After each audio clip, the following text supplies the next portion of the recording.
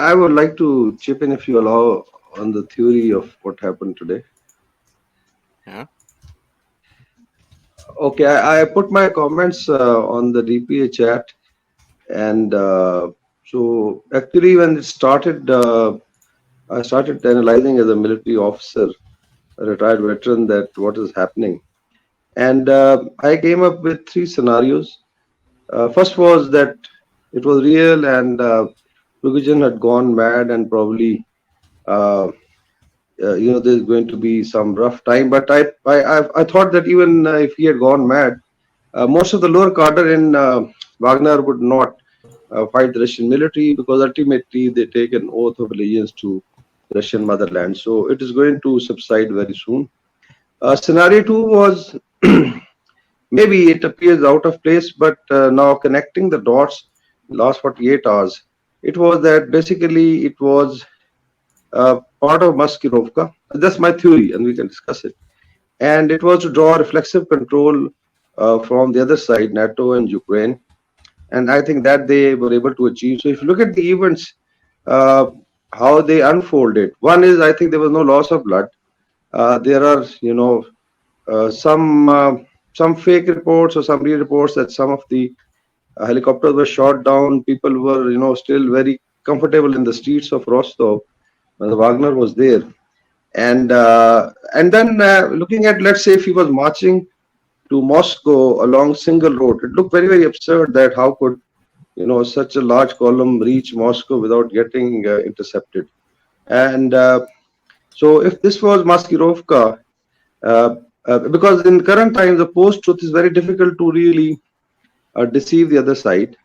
But in post-truth, since it was an info ops theater, what Ukraine has become, it could have been part of an info ops operation, I think, which was very, very successful, especially the culmination.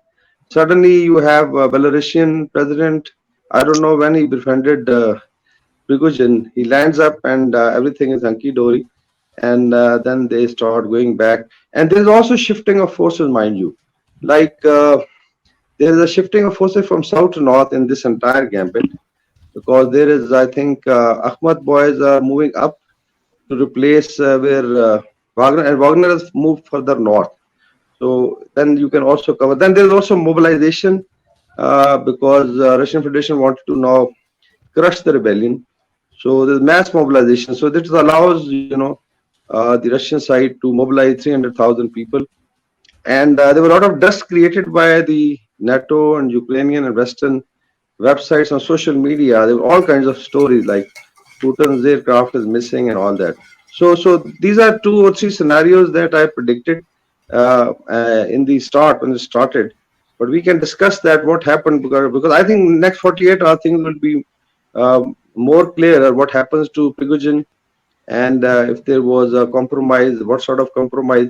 But suddenly everything, falling back to normal. So this somehow substantiates the theory that probably this could have, and this is a very, very classic example of deception, because I think now what Ukrainians are doing was to get advantage of that, putting a lot of forces in certain areas they thought were being located, and probably they'll be sorted out. And meanwhile, I think Russia should be able to mobilize more forces, and people don't know where their forces are gone, because let's say if they're coming to crush the rebellion, they could have reached their jump off points. So maybe you find in next week 300,000 people, troops reinforcing the front line. So these are two of the theories, and we can discuss it based on what happened.